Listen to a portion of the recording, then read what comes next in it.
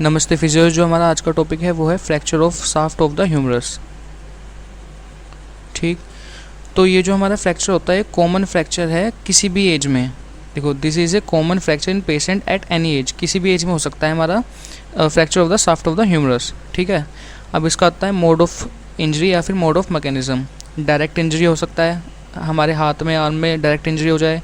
फुस तो और है ही हमारा अपर लिम्ब में। देखो, एक चीज़ नोटिस की होगी, जितनी भी इंजरी है उसमें फुस जरूर है, फॉल ऑन आउटस्ट्रेच हैंड, है ना। अब देखो, इसमें कोई एक पॉइंट है हमारे जो नॉलेज के लिए है, एग्जाम में लिखना हो मर्जी है, नहीं लिखना हो मत लिखना। Humerus is surrounded by muscle, this has the following clinical relevance. ठीक है, incidence of compound fracture is low. Muscles की वजह से जो हमारे जो इंसिडेंट होंगे ना कंपाउंड फ्रैक्चर के, वो लो होंगे।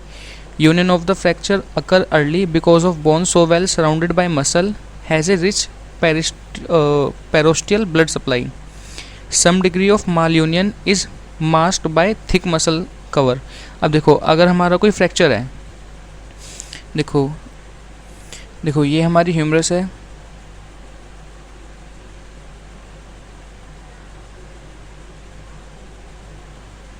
ये हमारी ह्यूमरस का फ्रैक्चर है। ठीक है, अब इसके पास हमारे इतनी मसल्स हैं कि जो अगर इसका यूनियन होगा ना,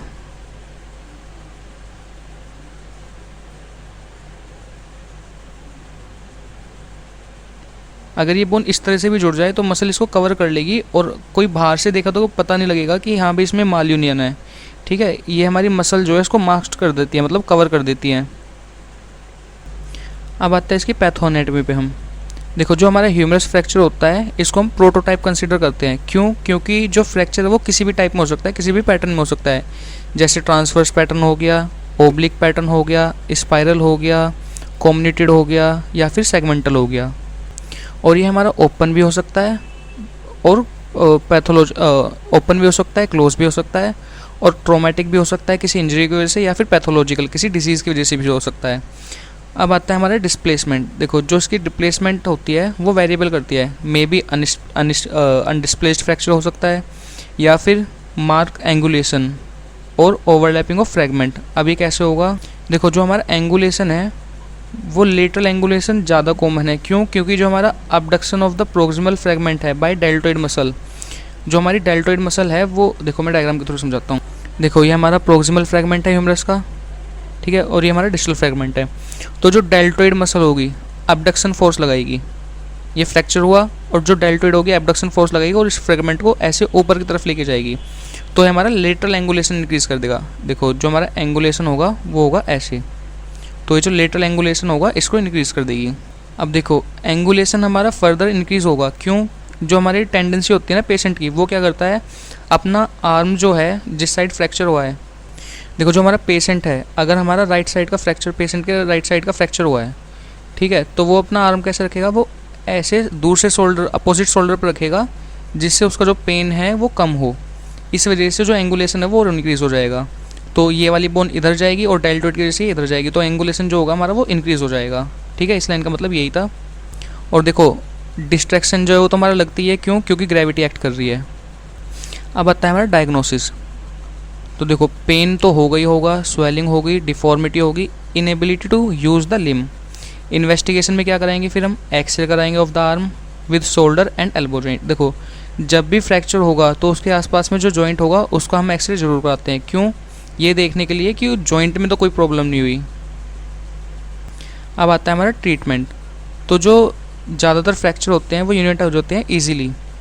अब इसमें फिर से एक बात हमारी याद रखने के लिए है, some amount of displacement and angulation is acceptable due to following reason. जैसे हमने पहले बताया था कि मसल वगैरह वो देखते हैं। Some amount of shortening is undetected in the upper limb unlike lower limb.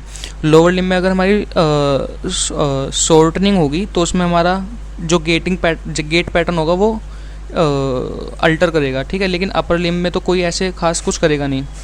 Limitation of motion because of moderate malunion in angulation और rotation goes unnoticed because of the multiaxial shoulder joint प्रोक्सिमली।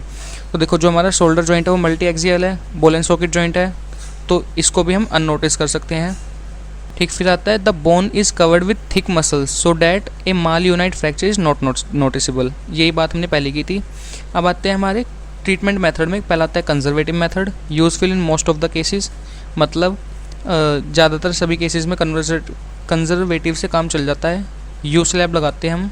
अब ये you slab कैसे लगता है? Plaster slab extends from the base of the neck over the shoulder on to the lateral aspect of the arm under the elbow to medial side of the arm. देखो अब इसका diagram देखते हैं। ये देखो हमारा यू स्लैब, ठीक। ये जो हमारा यू स्लैब होता है वो मोल्डेड होता है on arm lateral side to prevent angulation, क्योंकि एंगुलेशन हमारा लेटरल साइड हो रहा था, सपोर्टेड बाय ट्रायंगुलर स्लिंग, ठीक। फिर आता है हमारा hanging cast, used in some case of lower third fracture of the humerus. The weight of the limb and the cast is supported to provide necessary traction to keep the fracture align. ये देखो हमारा hanging cast. अब इसमें क्या होता है, cast लगाया हमने, ग्रेविटी की वजह से ट्रैक्शन होगा, तो ये हमारी जो बोन होगी वो अलाइन रहेगी, ठीक है, और हीलिंग प्रॉपरली होगी। थर्ड आता है हमारा chest arm bandage, the arm is strapped to the chest, this much mobilisation is sufficient for the fracture of the humerus in children below 5 year. अब देखो कंजर्वेटिव मेथड आ गया। अब होता है हमारा ऑपरेटिव मेथड। ऑपरेटिव मेथड हम किस में यूज़ करेंगे? In case where reduction is not possible by closed manipulation, मतलब इसमें जिसमें या तो हमारा कंजर्वेटिव मेथड फेल हो गया हो या फिर जिसमें क्लोज्ड मैनिपुलेशन पॉसिबल ना हो, तो इसमें क्या करते हैं हम, ओ रिफ, मतलब ओपन रिडक्शन और internal fixation is required. Most fracture can fix well with plate and screw. तो देखो अगर ये हमारी बोन है, एक मिनट, देखो अगर ये हमारी बोन है तो हम इसमें प्लेट लगा देंगे ऐसे और फिर इसमें स्क्रू लगा देंगे, तो सिर्फ इतना करने से ही हमारा जो फ्रैक्चर है वो यूनाइट हो जाता है इजीली, ठीक है। अब आता है हमारा कॉम्प्लिकेशंस। तो कॉम्प्लिकेशन में क्या होगा, नर्व इंजरी हो सकती है, रेडियल नर्व कॉमनली इंजर होती है, ठीक है, cause wrist drop, delay and non union हो सकता है हमारा, ठीक है। तो fracture of shaft of the humerus इतना ही था। तो अगर इसके नोट्स चाहिए हो तो मेरे चैनल मूवमेंट मास्टरी पे अवेलेबल हैं, वहाँ से जाके देख लेना, डिस्क्रिप्शन में मैं लिंक